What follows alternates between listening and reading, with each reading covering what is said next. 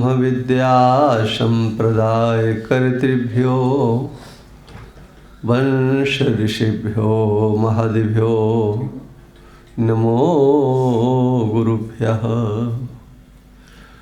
शंकरं शंकराचार्यं केशवं वादरायणं श्रोत्रभाष्यकृतौ वन्दे भगवन्तौ पुनः पुनः। प्रशान्तभावं शिवमद्वितीयं प्रदायकं मुक्तिमखण्डबोधं प्रणाशकं मोहमदादिदोषान् प्रणमामि तं सद्गुरुवामदेवम्। मंगलं दिशतु मे विनायको मंगलं दिशतु मे सरस्वती मंगलं दिशतु मे माहेश्वरी मंगलं दिशतु मे सदाशिवः। चैतन्यं सर्वगं सर्वं सर्वभूतगुहाशयं यस्सर्वविषयातीतं तस्मै सर्वविदे नमः। तस्मै सर्वविदे नमो। श्रीमन्नारायणे नारायणे नारायणे श्रीमन्नारायणे नारायणे नारायणे भजमन्नारायणे नारायणे नारायणे भजमन्नारायणे।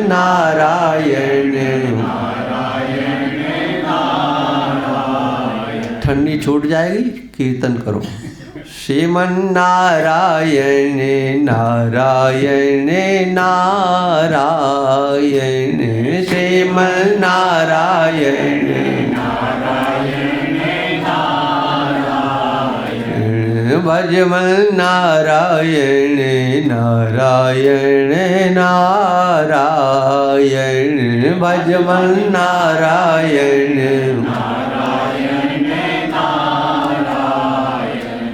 बद्री नारायण नारायण नारायण बद्री नारायण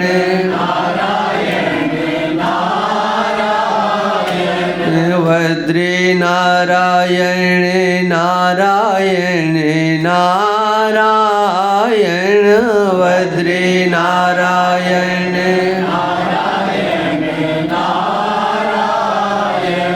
लक्ष्मी नारायण नारायण नारायण लक्ष्मी नारायण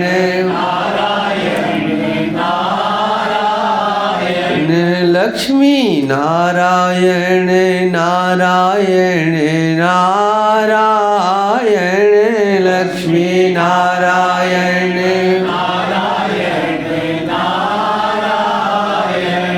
श्रीमन्नारायण नारायण नारायण श्रीमन्नारायण नारायण नारायण भजमन्नारायण नारायण नारायण भजमन्नारायण नारायण। बोलिए सच्चिदानंद भगवान की, सत्य सनातन धर्म की। नमः पार्वती पते हर हर महादेव। समादरणीय स्वामी चैतन्य बंजी, स्वामी ब्रह्म चैतन्य, स्वामी लक्ष्मणानंद जी, सुखबीर सिंह एवं समस्त भक्तवृंद, श्रद्धा में मातृशक्ति, आप लोग बहुत दूर से चल करके श्री धाम वृंदावन आए हैं, भगवान के दर्शन किए, धाम में निवास किया और ये अच्छे संस्कार आप लोगों के कि तीर्थ में जाकर के सत्संग को सुनना ये भी एक कार्य होता है। तीर्थ में जाकर के भगवान का दर्शन करना, धाम की परिक्रमा लगाना, दान इत्यादि करना, जैसे ये सत्कर्म हैं, ये अगर आकर के तीर्थ में नहीं किया तो फिर घर ही अच्छे थे। करने के लिए आप आए हैं, अपना घर छोड़ करके कुछ अच्छा करने के लिए। आँख से भगवान का आपने दर्शन किया है, पैरों से आप भगवान के धाम की परिक्रमा लगाएं, यदि सामर्थ्य और समय हो तो। आपके पास जो कुछ है श्रद्धा अनुसार तीर्थ में रहने वालों की सेवा कीजिए, उन्हें दान दीजिए।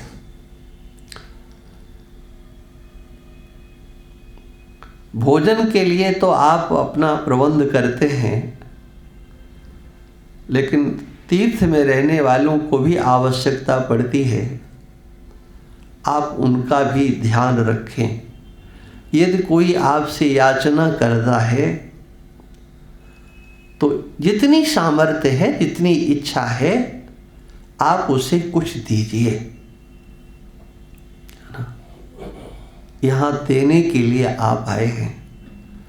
यह एक तीर्थ का नियम होता है। मिथ्या नहीं बोलना, झूठ नहीं बोलना, गलत विचार मन में नहीं लाना, यह सब नियम कहलाते हैं। इन नियमों से बंध करके तीर्थ में जो वास किया जाता है वो वास कहलाता है। लेकिन शास्त्र ये कहता है कि तीर्थ में जाकर के केवल इतना ही करके रह जाओ, इससे काम नहीं चलता है। वहाँ पर अच्छे संत निवास करते हैं, विचारक होते हैं, भजनानंदी होते हैं, उनके पास भी आप जाइए। अभी लेकर के हमारे चेतन बन जी जो है आ गए। ये खुद बहुत अच्छे महात्मा हैं, भजनानंदी हैं, चिंतन करते हैं, स्वाध्याय में लगे रहते हैं। लेकिन ये घेर करके आप लोगों को ले आए, या आपने इनसे कहा होगा कि कुछ सत्संग हो जाए। अब जैसा भी हो, कुल मिलाकर के आप हमारे पास तक आ गए, है ना। शास्त्र में कहा गया है, तीर्थे तीर्थे निर्मलम वृंद बिंदम। निर्मल माने शुद्धांतः करने वाले, अच्छे और सच्चे संत महापुरुष मिल जाते हैं, उनके पास जाना चाहिए। लेकिन जाना क्यों चाहिए? क्या प्रयोजन है? मंदिर में जाते हैं तो आप जानते हैं कि हम भगवान का दर्शन करेंगे, भगवान खुश हो जाएंगे और भगवान की कृपा मिलेगी, दर्शन करने से पुण्य होता है। लेकिन इतने से काम नहीं चलता, संतों के भी दर्शन करने से पुण्य होता है। साधु नाम दर्शनम पुण्यम। साधु का दर्शन किया तो आपको पुण्य मिला है।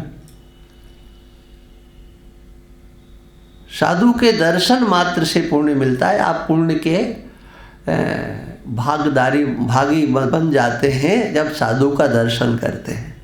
लेकिन विचार करो, यदि आपकी श्रद्धा नहीं हो और आप संत को देखें, श्रद्धा नहीं है तो क्या देखोगे? हो सकता है कोई ठगई हो। क्या सोचोगे? और ऐसा नहीं है कि सोचते नहीं हैं, क्योंकि हम लोग तो अब तो नहीं, पहले बसों में सफ़र करते थे तो देखा, बस जानते हैं आप लोग, आप बसों में आए हो,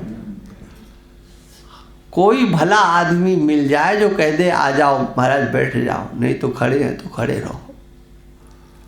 हाँ, टिकट लेने जाते तो अगर जरा सा भी लाइन से हट जाओ तो दूसरे लोग दया नहीं खाते कि अरे चलो भाई साधु है, नहीं लाइन से आइए, आप लाइन से आइए। सब जगह लाइन में लगा दिया जाता है बाबाजियों को।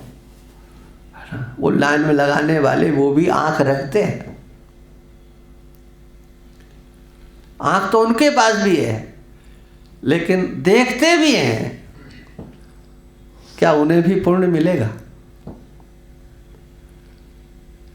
कोई कैसा भी वेश में है, लेकिन साधु का वेश उसने धारण किया हुआ है, अंदर क्या है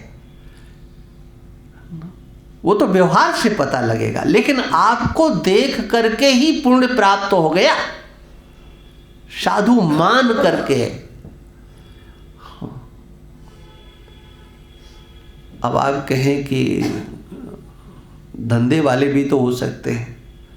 अच्छा, मान लीजिए धंधे वाले हैं, तुम्हारा क्या बिगाड़े? तुमने तो देख करके पुण्य ले लिया ना, साधु मान करके पुण्य ले लिया, तुम्हारा वो नुकसान क्या करेगा?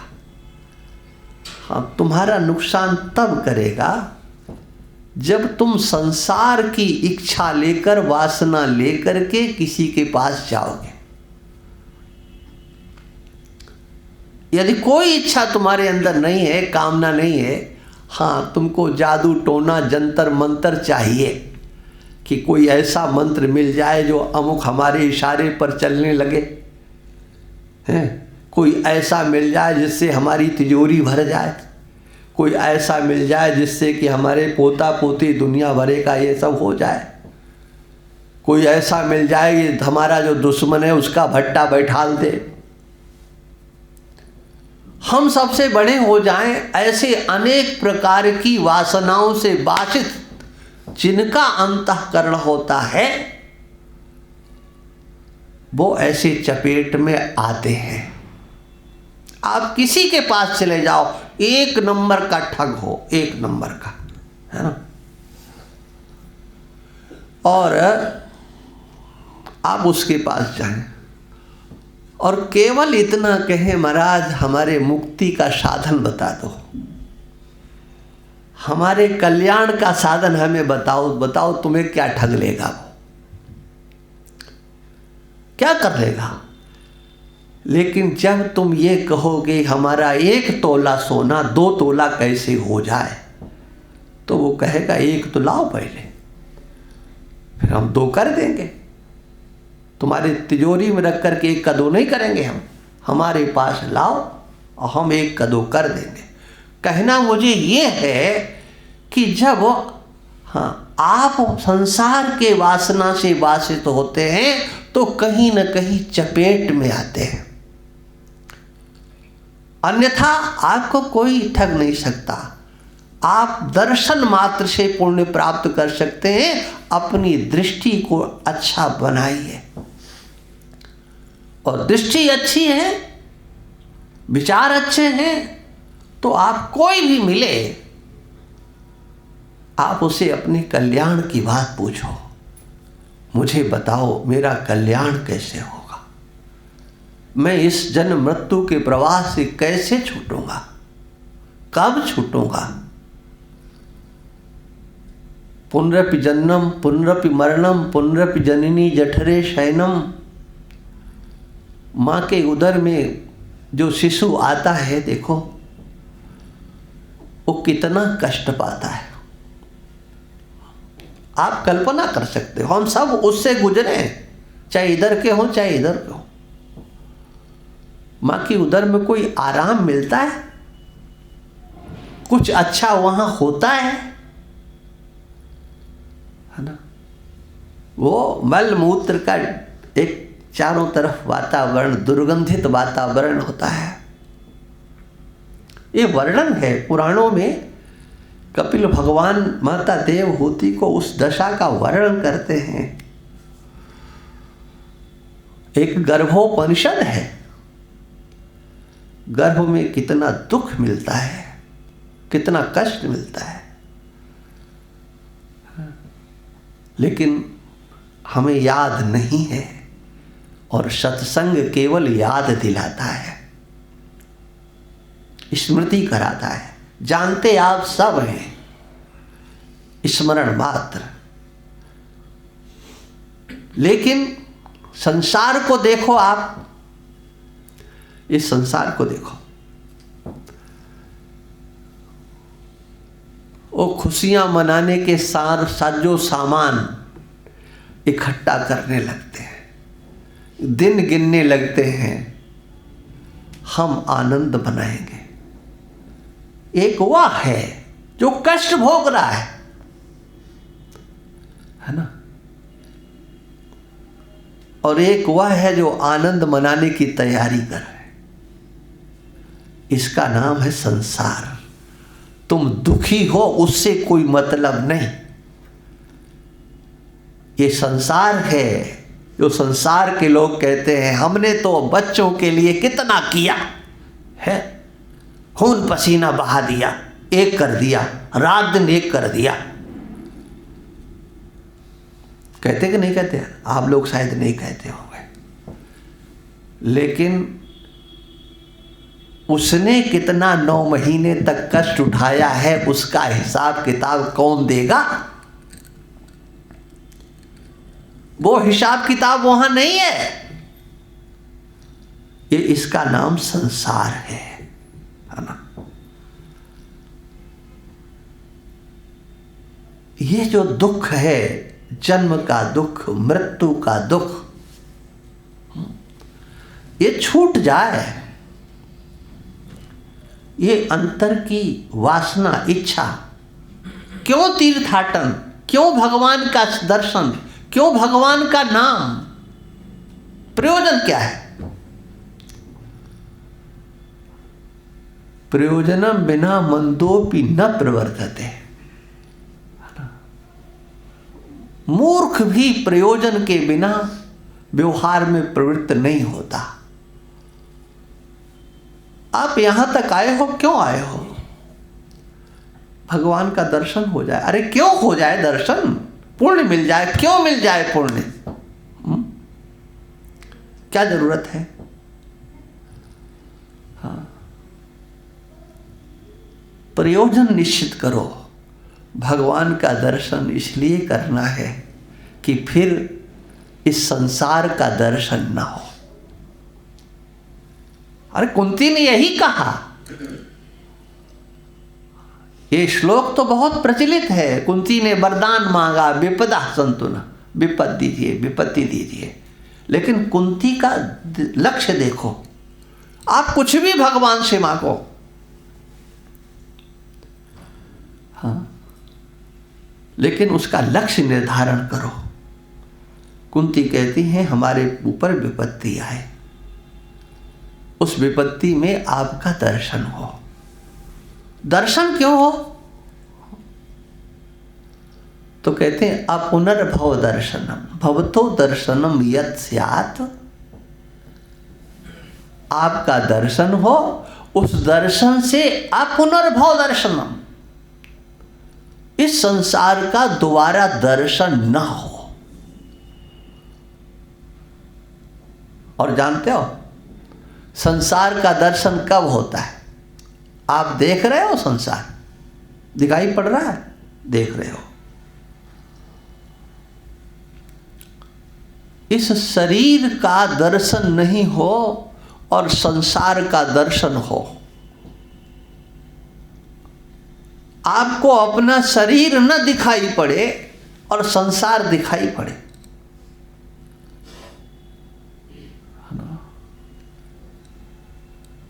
दुख कब आता है? जब शरीर पर दृष्टि होती है। शरीर को न देखो और दुख को देखो। कभी ऐसा नहीं हो सकता। जहां शरीर का दर्शन नहीं होता है। दर्शन का अर्थ जानते हो? दर्शन का अर्थ होता है ज्ञान, है ना। कहते भगवान का दर्शन किया है, तो भगवान का दर्शन किया कब किया? जब भगवान का आपको ज्ञान है।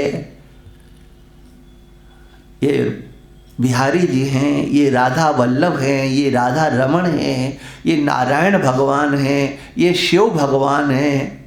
ये किसकी दृष्टि में है? आपकी दृष्टि, आपके ज्ञान में। आपके ज्ञान में जब भगवान है तो भगवान का दर्शन करते हो। ज्ञान में भगवान नहीं है, अरे कुछ नहीं रखा है, क्या रखा है, और चोर घुस जाते हैं। जो कुछ होता है अगर मिल जाए तो सब समेट लेते हैं। भगवान तो वही होते। आप भगवान पर पोशाक चढ़ाते हो, भगवान पर आभूषण चढ़ाते हो, और एक वो है जो भगवान का सब कुछ उतार लेता है। अरे भगवान का नहीं उतार लेता, भगवान कोई पता नहीं कहां ले जाए।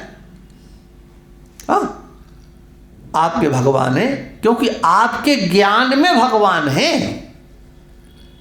उसके ज्ञान में भगवान नहीं है, उसके ज्ञान में एक धातु है, एक मूर्ति है, उसके अंदर कुछ नहीं। लेकिन आप तो मानते हो मेरे भगवान मुझे देख रहे हैं। आपके ज्ञान में भगवान है, उनके ज्ञान में भगवान नहीं है ना। और ज्ञान से ही व्यवहार संपादित होता है। समग्र व्यवहार हमारे ज्ञान से ही चलता है, अन्यथा तो कुछ भी नहीं है। अभी मैं इनसे कर रहा था चर्चा 2 मिनट पहले, आपके आने से पहले। 4 देवियां खड़ी हुई हैं, शरीर एक जैसा, शकल एक जैसे, लेकिन आपने विभाजन कर दिया। एक बहन है, एक पत्नी है, एक माँ है, एक बेटी है। चारों डॉक्टर के सामने जाएं हैं, तो उसकी आंख क्या देखेगी? न माँ देखेगी, न बहन देखेगी, उसकी आंख न बेटी देखेगी, न पत्नी देखेगी। और वही ज्ञान इस सनातन धर्म में धर्म की संज्ञा लेता है। जिस ज्ञान से व्यवहार विभाजित होता है उसी ज्ञान को धर्म कहा जाता है। आहार निद्रा भय मैथुनम चा सामान्य में तत् पशुवी नराणाम धर्मो ही तेषाम अधिको विशेषो धर्मेण हीनः पशुवी समाना। या यूं कहो, ज्ञानम ही तेषाम अधिको विशेषो ज्ञानेन हीनः पशुवी समाना। हमारा सनातन धर्म ज्ञान को महत्व देता है व्यवहार में, और वो ज्ञान ही हमारा धर्म बन जाता है। उदाहरण से आप समझ गए होंगे। हमें व्यवहार में मानवता की ओर ले जाने वाला कौन है? हमारा ज्ञान है। आप तीर्थ में आए हैं, हाँ, ये ज्ञान ही आपको यहां तक लेकर के आया है कि तीर्थ में जाना चाहिए। तीर्थ में जाने से पुण्य होता है, धर्म मिलता है, भगवान का दर्शन करेंगे। लेकिन इसी तीर्थ में आपकी जेब काटने वाले भी आते हैं, है ना। आपका झोला लेकर के, आपकी चैन लेकर के भागने वाले भी मिल जाते हैं ना, वो भी आते हैं यहां पर, है ना। लेकिन आपके ज्ञान से आपको पुण्य मिलता है, भगवत कृपा प्राप्त होती है, लेकिन उनका ज्ञान यहां पुण्य नहीं लेता है। वो कुछ नहीं मानते, वो तो समझते हैं लाइन में लगे हुए क्या है। लेकिन आपका ज्ञान, यह जो आपका ज्ञान है, यही आपको आगे लेकर के जाता है, बहुत आगे लेकर के जाता है। आपको ज्ञान है, अपना ज्ञान है, शरीर का ज्ञान। अपना ज्ञान का अर्थ है शरीर का ज्ञान। आज मैं अभी जो बोल रहा हूं, तो अपने ज्ञान का अर्थ है शरीर का ज्ञान। मैं पुरुष, मैं स्त्री, ये जो शरीर का ज्ञान आपको है, तभी तक संसार का दर्शन है। यहां जितने भी बैठे हैं, सोते तो सब हैं, है ना। अच्छा, गहरी नींद की इच्छा बताओ किसकी नहीं होती है? नींद कैसी आए? ऐसी आए कि जरा सा किसी ने खट किया और आंख खुल जाए। ऐसी नींद कोई चाहता है? कैसी नींद चाहते हो? गहरी ना। अरे सर हिला दो, समझ जाएंगे, मत बोलो, बोलने में जोर पड़ता होगा, है। गहरी नींद आप चाहते हैं। क्यों भाई, क्यों गहरी नींद चाहते हो? सोचो जरा, है।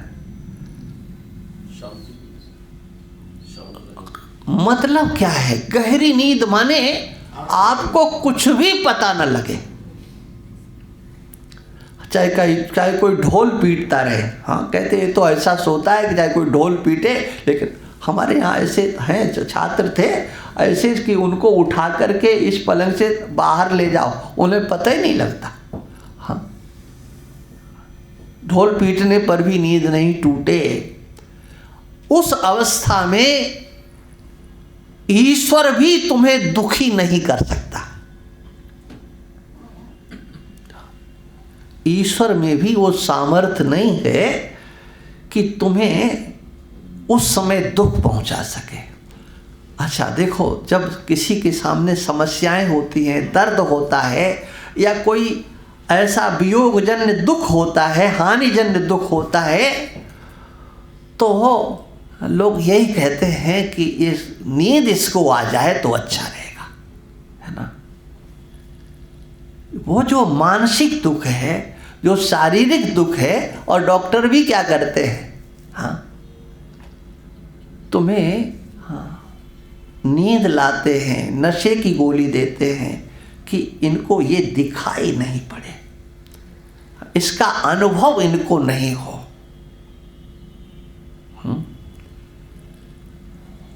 शरीर का अनुभव होता है तो संसार का अनुभव आपको होता है, लेकिन जहां शरीर का अनुभव नहीं होता, वहां संसार के न सुख का अनुभव होता है, न दुख का अनुभव होता है। संसार के सुख का ध्यान रखना, मेरे ध्यान से बात सुनना। गहरी नींद में संसार का सुख अथवा दुख, उसकी पहुंच नहीं होती है। कहां? गहरी नींद में, जब आपको शरीर का भान नहीं होता। शरीर का भान होता है तो संसार का भान होता है, और संसार का भान होता है तो संसार से प्राप्त, जो प्राप्त हो रहा है उसका अनुभव होता। और संसार आपको दो ही चीजें देता है, तीसरी नहीं दे सकता है। या तो सुख देगा या दुख देगा। ऐसा भी हो सकता है कि जो आज सुख दे रहा है कल दुख देगा, या आज जो दुख दे रहा है कल वो सुख देगा, है ना। दुख को भी सुख के रूप में वर्ण कर लिया जाता है। बोले आज नहीं तो आगे होगा, फिर आगे होगा, कभी कभी तो सुख देगा। भागवत में वर्णन आता है कि दिति कश्यप भगवान के आदेश की, उनके उपदेश को जब नहीं ढंग से सुनती है, तो कश्यप भगवान उनकी इच्छा को पूर्ण करते हैं और उसके गर्भ आता है। अब उसका जो नशा था वो उतर गया, तो उसे होश आया कि इन्होंने उपदेश दिया था। ये उपदेश की महिमा सुनो आप लोग। आज तुम हमारी बात मत सुनो, बैठे रहो खाली और सुनते रहो, दिमाग नहीं लगाओ, सुन लो खाली। ये हमारा उपदेश व्यर्थ नहीं जाएगा। एक ना एक दिन तुम्हें याद आएगा कि ये हाँ कहा तो था लेकिन हमने माना नहीं। अब माना नहीं तो कहीं कुछ गलत ना हो जाए। जब दिति को कश्यप ने उपदेश दिया तो उसके ऊपर जो भूत सवार था उतर गया, तब उसे उपदेश याद आया।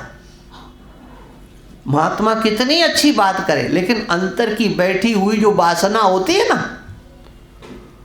वो बड़ी विचित्र होती है। कहते पहले ये पूरी हो जाए, उसके बाद फिर देख लेंगे। आप लोग भागवत सुनते हैं ना, सुना होगा ना, कितनी बार सुना होगा, बहुत बार सुना होगा।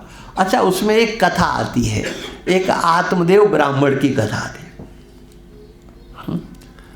उन्हें पुत्र चाहिए था, तो एक महात्मा मिल गए। उन्होंने कहा तुम्हारे भाग्य में तो पुत्र है ही नहीं, एक जन्म क्या इस जन्म की बात छोड़ दो, तुम्हारे तो 7 जन्म में भी पुत्र मिलने वाला नहीं। हाँ, तुम भगवान का भजन करो, संन्यास ले लो, बहुत अच्छा है। तो उस ब्राह्मण देवता ने कहा ये उपदेश करना तो मैं बहुत जानता हूँ, मैं भी पंडित हूँ, मैं भी बता सकता हूँ संसार में कुछ नहीं रखा है, सब नाशवान है, सब दुख रूप है, लेकिन इससे काम नहीं चलेगा। तुम 7 जन्मों को हमारे देख लिए हो तो इसका मतलब करामाती तो तुम हो। हाँ, पकड़ लिया उसने, 7 जन्म देख लिए, इसका मतलब कि आप कुछ समझते हो, जानते हो। अब ये ब्राह्मण तुम्हारे नाम से मरेगा अगर तुमने हमें पुत्र होने का आशीर्वाद नहीं दिया तो। हाँ, अब वो वासना, पुत्र की वासना, उपदेश नहीं सुनने दिया। लेकिन जब पुत्र हो गया और उस पुत्र ने सुबह शाम उनकी अभद्र शब्दों से उनकी आरती करना शुरू किया है, समझ गए ना आप लोग। जब उसने उनकी मरम्मत करना शुरू किया तो रोए।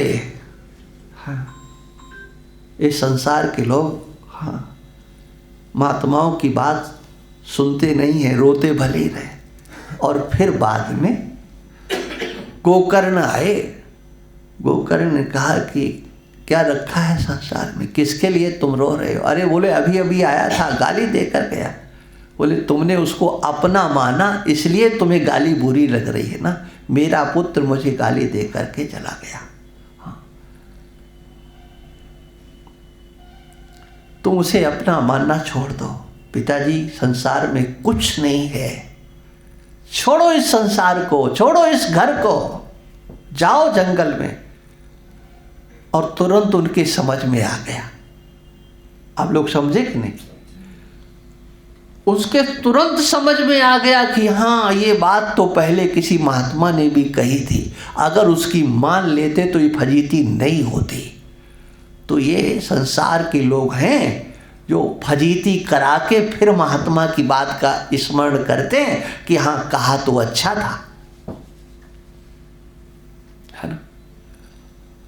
दिति को समझ में नहीं आया, लेकिन दिति को फिर समझ में आया, महाराज हाँ आपने जो कहा था अपराध हो गया, क्षमा करो। कश्यप ने कहा क्या क्षमा करने से होगा, कुछ नहीं होगा। तुम इस संतान से सुखी नहीं हो सकते हो, इस संतान से तुम्हें सुख नहीं मिलेगा। और सोचो जिस संतान से माँ बाप ही सुखी नहीं हो, उससे पड़ोसी सुखी होगा क्या? वो किसको सुख देगा? समाज को देगा, राष्ट्र को देगा, किसी को सुखी नहीं कर सकता है। यह चिंतन दिति के अंतर में हुआ और दिति हाँ रोने लगी।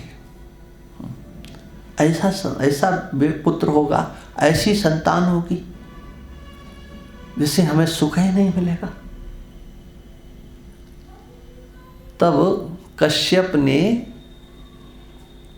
कहा कि कोई बात नहीं, देखो तुम्हारे पुत्र तो ऐसे ही होंगे, लेकिन जो पुत्र का पुत्र होगा वो बहुत अच्छा होगा। समझना है ना। दिति का रोना बंद हो गया। हाँ, ये सुन करके कि चलो ये तो चाहे जैसा होगा, लेकिन हमारा पौत्र तो बढ़िया होगा। बने कथा तो वही है, लेकिन उसमें से कुछ खींच रहा हूं मैं। ये संसार के लोगों की दृष्टि होती है कि चलो बेटा नहीं तो बेटे का बेटा बढ़िया होगा। हाँ, अरे 7 पीढ़ी तक चले जाते हैं, बोले कहीं 7वीं पीढ़ी में भी भगवान का भगत बन गया तो अपना भी नंबर आ ही जाएगा। नहीं, ये कहते हैं नंबर लगा के, कहीं कहीं तो 21 पीढ़ी तक लेकर के चले जाते हैं। बोले 21 पीढ़ियां उसकी तर जाती हैं जो जिसके कुल में, गोत्र में, खानदान में एक भगवान का भगत हो जाता है। माने 21 पीढ़ी की कल्पना करते हैं, स्वयं भगत नहीं बनना चाहते। हाँ, कोई भगवान का भजन करने वाला त्यागी संत महापुरुष हो जाएगा, अपना कल्याण हो जाएगा, अपने तो यही ठीक है ना। ये संसार के लोगों की दृष्टि होती है। वो तो हाँ, दुख को दुख नहीं समझते, दुख को भी सुख रूप से वर्ण करते। जैसे हमने पहले बताया कि ढोल मजीरा इत्यादि की तैयारी की जाती है। हाँ, और वो माता भी हाँ उस दिन की प्रतीक्षा करती है। हाँ, मेरा दुख सबके लिए सुख बन करके आ रहा है। कितना बड़ा आह्लाद, कितना बड़ा उत्सव। हाँ, वो प्रतीक्षा में उसको पीड़ा गौड़ हो जाती है और वो चिंतन ऐसा होगा, ऐसा होगा, ऐसा हुआ, बेटा बड़ा होगा, बहू लेकर आएगा, पोता होगा, फिर गोद में खेलेगा, हैं? जाने कितनी परिकल्पनाएं। हाँ, मानस में लिखा है कि दशरथ जी ने जब सुना, किसी ने आकर के उनको कहा कि आपके घर में तो बेटा हो गया, हाँ, पुत्र हो गया, तो मानसकार लिखते हैं कितना सुख उनको हुआ। दशरथ पुत्र जन्म सुनि काना, मानो ब्रह्मानंद समाना। परमानंद पूरी मन राजा, माने दोनों शब्दों का ब्रह्मानंद और परमानंद मिल गए दशरथ को। कब?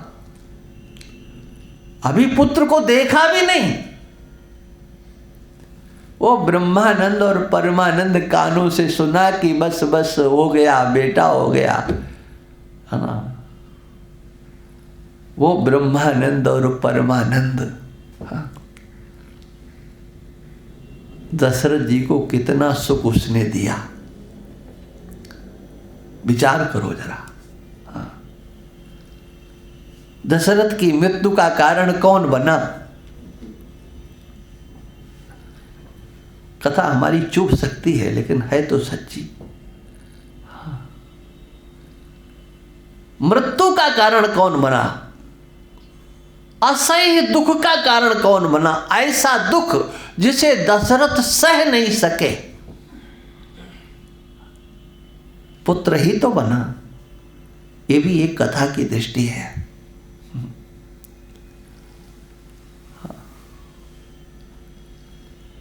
दुख है लेकिन दुख दिखाई नहीं देता, किंतु गहरी नींद में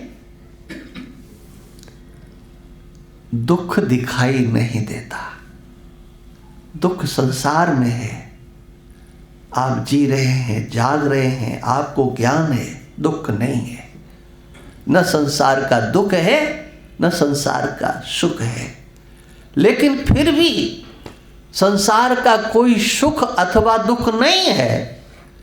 फिर भी ऐसी अवस्था की आप कल्पना करते हो कि हमें कुछ पता न लगे। क्यों? वहां दुख नहीं है, ये आप जानते हैं। हम संसार भूल जाएंगे, हम संसार नहीं देखेंगे और हमें सुख मिलेगा। और व्यक्ति जब गहरी नींद से उठता है तो ये कहता है, भाई आज तो बहुत अच्छा रहा, गहरी नींद आई, सुख मिला। बताओ वो सुख किसका था? ये गहरी नींद जमीन पर भी सोने से आ जाती है। तुम्हारी शैया, तकिया, तुम्हारा एसी वो सुख नहीं देता है? अरे उसको सुख तब मिलता है ना जब उसका ज्ञान तुमको रहता है। ज्ञान नहीं है तो सुख नहीं है, ध्यान रखना। कमरे में गए, देखा, ओहो हो क्या बढ़िया लगा, हा, बड़ी डिजाइन है, एसी भी लगा हुआ है, ये भी है, ये भी है। ये कब तक है बताओ? इसकी याद तुम्हें आती रहे, नींद आएगी? नींद नहीं आएगी। नींद कब आएगी? जब अपने स्वजन संबंधियों का, सबका ध्यान आपको नहीं रहेगा और उस नींद में कोई खलल डालता है तो अच्छा नहीं लगता है। उस गहरी नींद में सोया ही सोया है, हाँ बताओ कोई बात नहीं, अभी। लेकिन गहरी नींद से जब उठाया जाता है तो कुछ अच्छा नहीं लगता। ये माताएं अपने संतान को कितना प्रेम करती, लेकिन जब गहरी नींद में हो, नींद आ रही हो और वो कुछ हो तो फिर उसकी खबर ले लेती।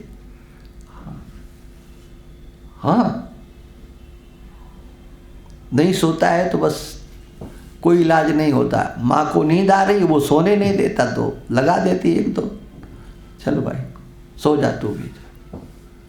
गहरी नींद में आपको सब कुछ विस्मृत होता है और आप गहरी नींद चाहते ही इसलिए हो क्या कि मुझे कुछ भी याद नहीं रहे, कोई स्मृति नहीं, लेकिन वहां पर भी आप सुख प्राप्त करते हो। वो सुख किसका है? वो सुख कहां से आता है? कैसा है वो भी एक सुख है, निद्रा का सुख।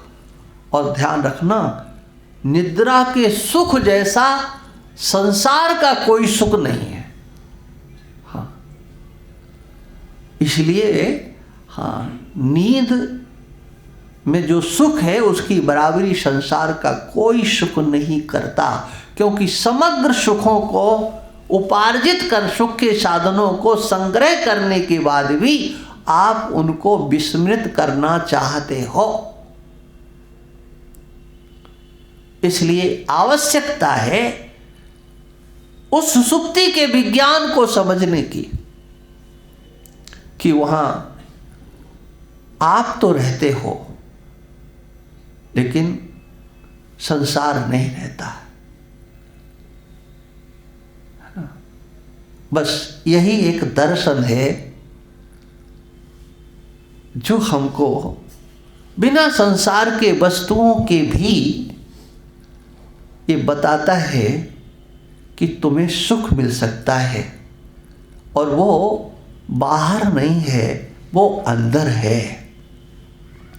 लेकिन अंतर के सुख को आप तभी प्राप्त कर सकते हो जब आपने उसे समझने की चेष्टा की हो, और उसे समझने की चेष्टा आप तब कर सकते हो जब आपने अपने को समझने की चेष्टा की हो। जो अपने को समझने की चेष्टा नहीं करता है वह उसे भी समझ नहीं सकता। जिसे अपना ज्ञान होता है वही कह सकता है मैं उसे भी जानता हूं, और जिसे अपना ज्ञान नहीं है वो दूसरे को क्या जानेगा। पशु है, पशु के पास ज्ञान तो है लेकिन अपना ज्ञान नहीं है। आप उसकी संज्ञा निर्धारित करते हो, ये तो जंगल का राजा है और ये समस्त देवताओं की अधिष्ठात्री है, हम गौ माता का पूजन करेंगे तो सबका पूजन हो जाएगा। देखिए, ये है हमारा सनातन धर्म। हमारे सनातन धर्म में गौ माता की कितनी महिमा है। एक को पूजने से समस्त देवों का पूजन, ऐसा कोई देव नहीं है, ध्यान रखना।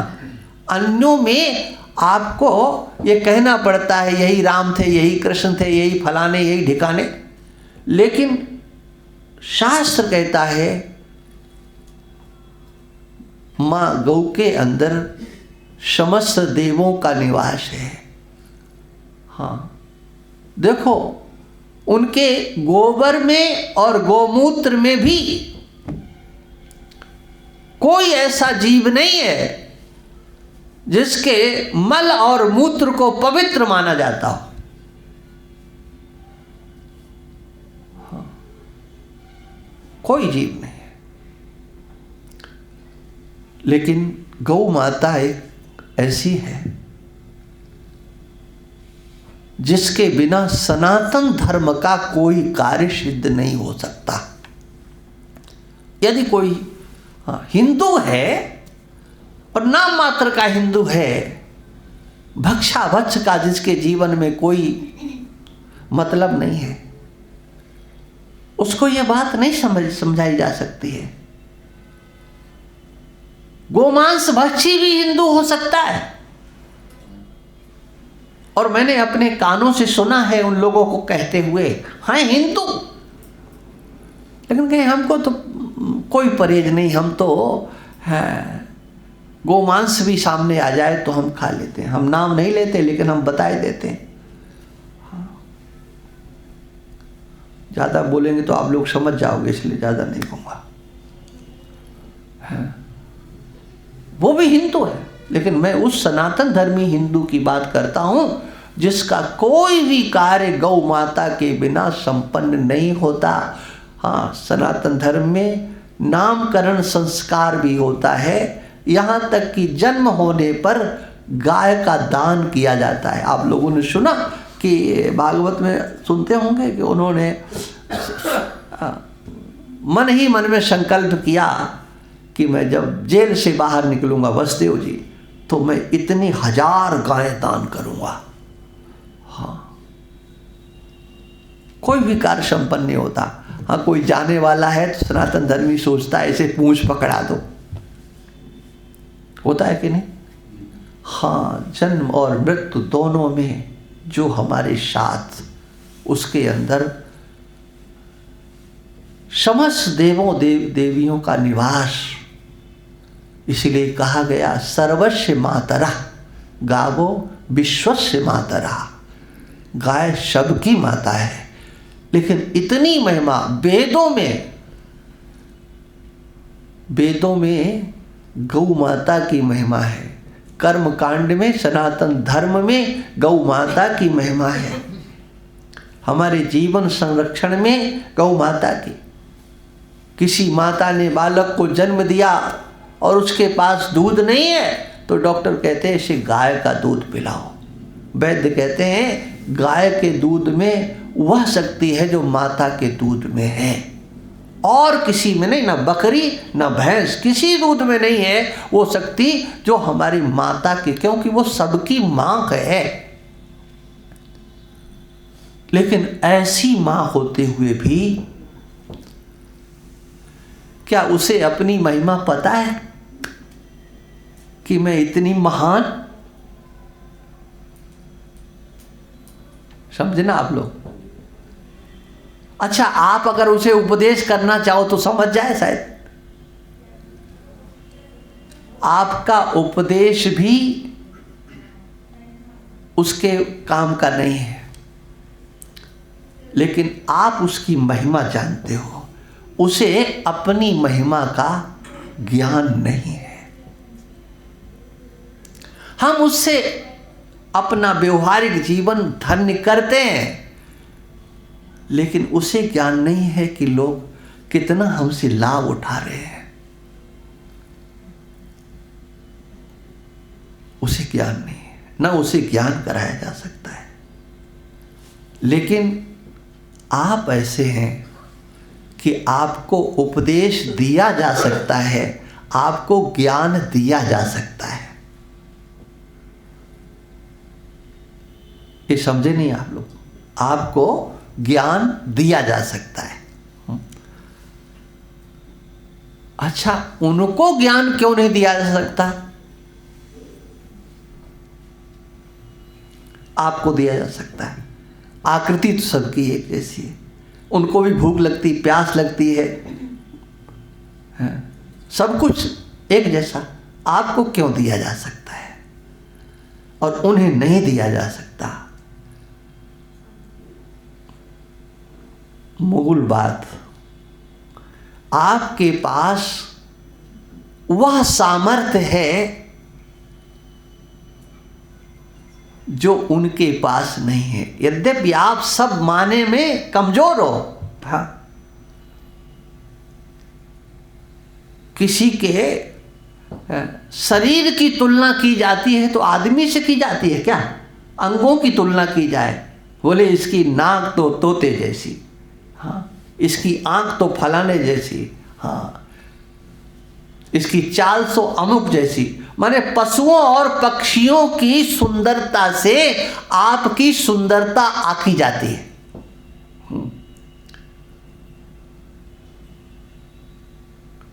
आपके पास क्या है अपना अच्छा, लेकिन एक वस्तु आपके पास है जो उनके पास नहीं है। उनके भी कान में सुनने की सामर्थ्य है।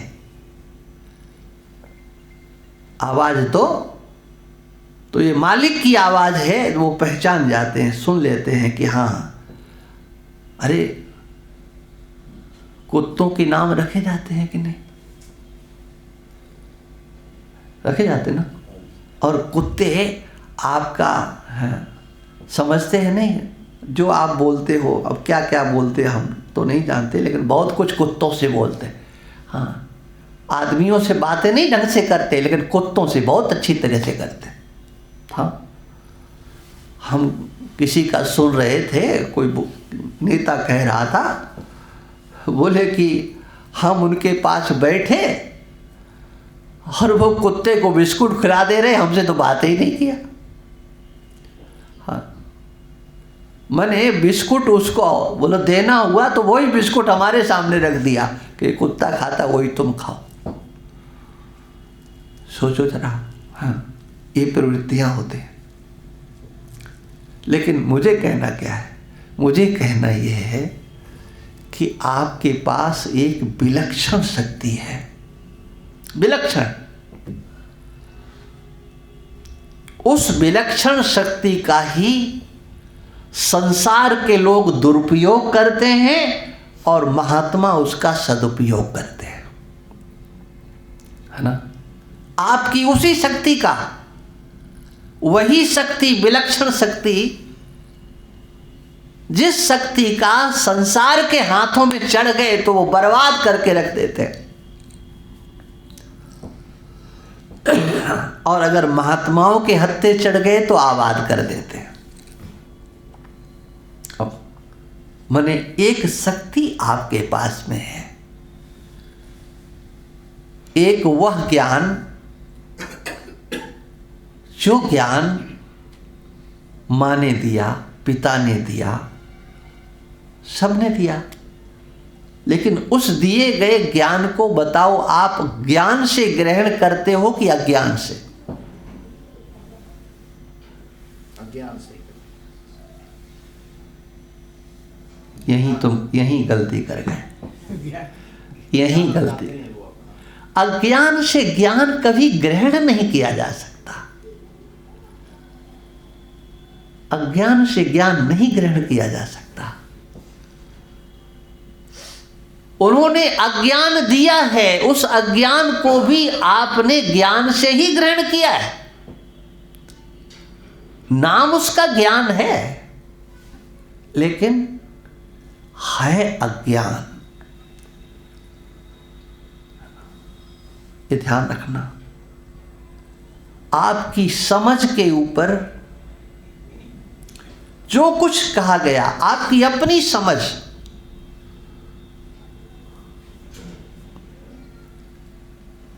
कबूतर वाला का है, ये आपने ज्ञान से ही माना है। ज्ञान ग्रहण किया जाता, ज्ञान से ही सब कुछ ग्राह्य होता है। और उसी ज्ञान को, जिस ज्ञान से आपने संसार को ग्रहण किया, उसी ज्ञान से संतों के पास जाने में, उसी ज्ञान का आश्रय से, जो आपको ज्ञान है, उस ज्ञान के आश्रय से आपको संसार से मुक्त करते हैं। ज्ञान है आपके पास। देखो, अब समय 1 घंटा पूरा हो रहा है, ठीक है। चलो ये थोड़ी सी बात और कह देते हैं। ज्ञान है, पशुओं को वो ज्ञान नहीं है। उनके अंदर हूं मात स्फुरित होता है। वो मच्छर भी गुनगुनाता हुआ आपको होने की जानकारी देता है। कैसे पता लगता है? मच्छर आ गया। हाँ, जब वो गुनगुनाता हुआ, गीत गाता हुआ आपके श्रवणेंद्रिय के पास पहुंचता है, लगता है मच्छर है, मच्छर है। मच्छर भी बड़ा समझदार होता है, वो काटता है लेकिन बता करके, सावधान हो जाओ, हम काटने वाले, है ना। वो सिंह गर्जना करके अपनी उपस्थिति देता है, सावधान हो जाओ। ये हुंकार।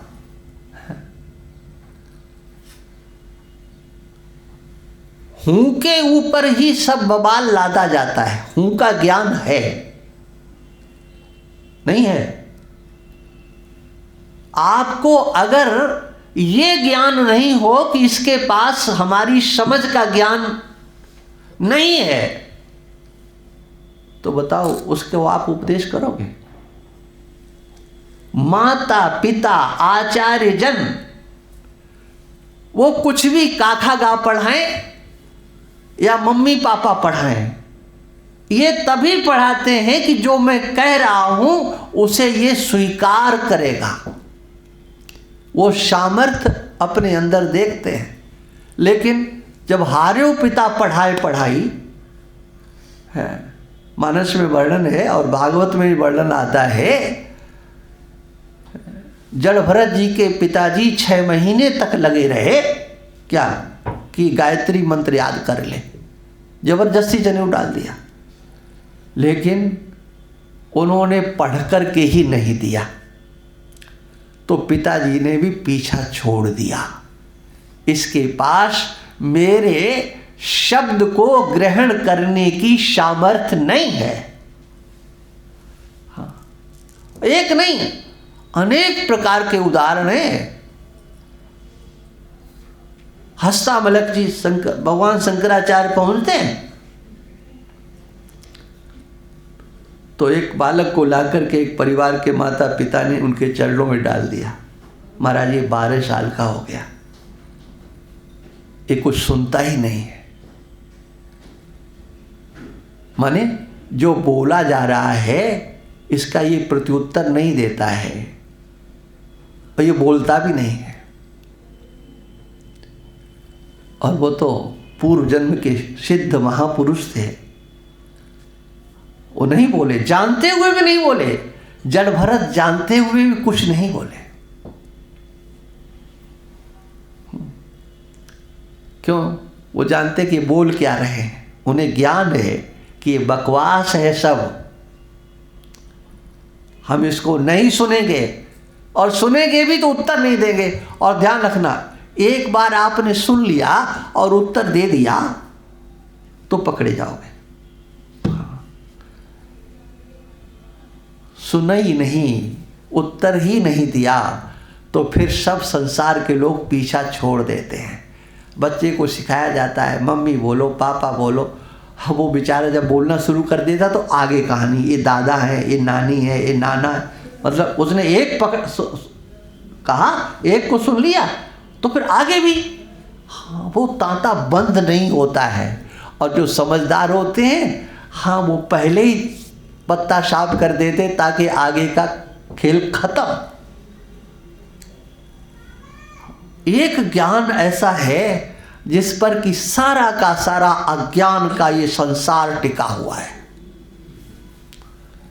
अज्ञान से उत्पन्न समग्र संसार वही आधार है, वही अधिष्ठान है,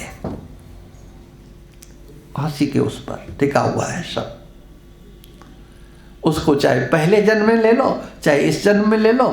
तो भाई देखो, ये कहानी तो अपनी बहुत लंबी है, ये तो चलती रहेगी। अब इसको हम यहीं विश्राम देते हैं। श्रीमन नारायण नारायण नारायण, श्रीमन नारायण नारायण नारायण, भजमल नारायण नारायण नारायण, भजमल नारायण श्रीमन नारायण नारायण नारायण, श्रीमन नारायण नारायण नारायण, भजमल नारायण नारायण नारायण, भजमल नारायण नारायण नारायण। बोलिए सच्चिदानंद भगवान की, सत्य सनातन धर्म की, श्री वृंदावन बिहारी लाल की, सत्य सनातन धर्म की जय जय श्री राधे।